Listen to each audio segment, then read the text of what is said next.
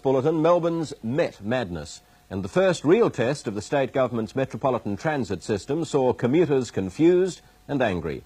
Long queues greeted train travellers battling to come to grips with the new system, and in many cases the cost of getting to work left them out of pocket. Richard Willis joined the Met Madness today and reports the government is still trying to sort out the chaos and confusion. Over the weekend, more than 1 million homes were circulated with this booklet. The objective of the booklet was to explain the Met system and the fare structure.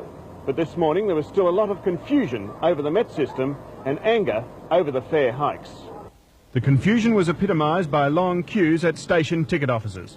Some attempt to assist commuters was made with these handwritten notice boards outlining the types of ticket available and their relevant cost. But still ticket sellers were forced to explain the new transit system time and time again. The new Met system has 10 neighbourhood zone boundaries. Box Hill, for instance, has become an outer zone, with fares into the city rising 75%. The new ticketing scheme is time-based, with a single ticket being valid for 2-hour periods. For avid users of public transport, the travel card enables the holder to use all forms of public transport as much as they wish. Today's problems were caused when many commuters could not determine which ticket gave them the best value. Opposition leader Jeff Kennett put the government's new system to the test. He joined commuters at Box Hill Station and immediately got an earful. I'd like to have Mr. Crab for about 10 minutes. I'd crab him. I'd crab him right enough, the damn thing.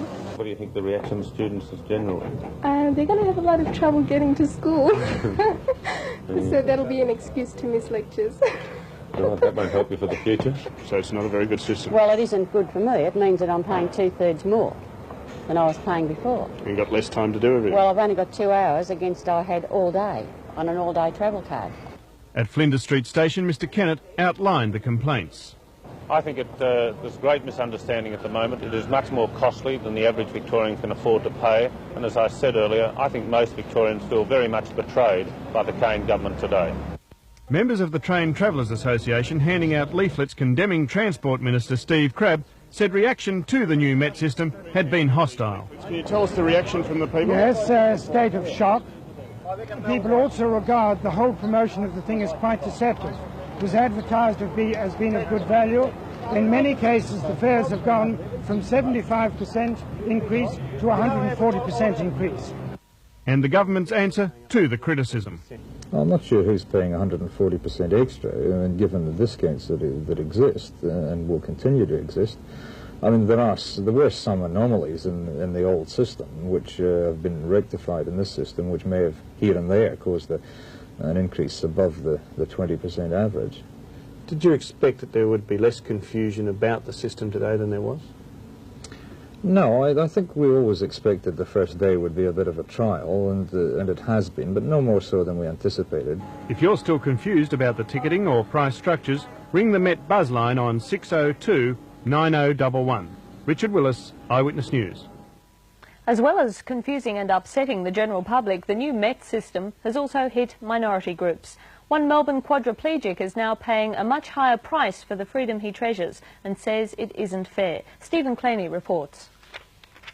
42-year-old Jim Hudson has been a quadriplegic for 12 years. A car accident on his honeymoon shattered his life and left him confined to a wheelchair at the Yarramee Quadriplegic Centre in Croydon.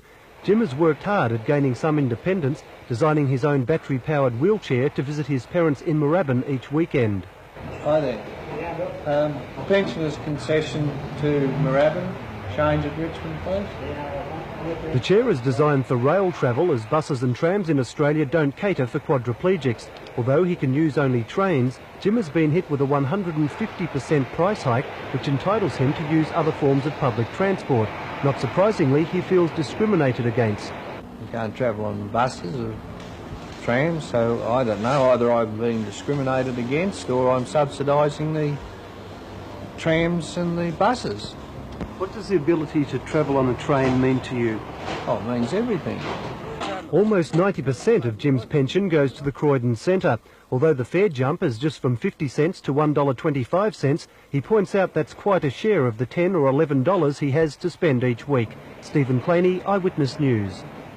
And to add to the rail chaos, a walkout by signalmen. It's overstaffing of the centralised traffic control system, and although it hasn't affected Melbourne's suburban train services, it's brought the state's freight services to a halt. The overnight overland to South Australia will also be disrupted.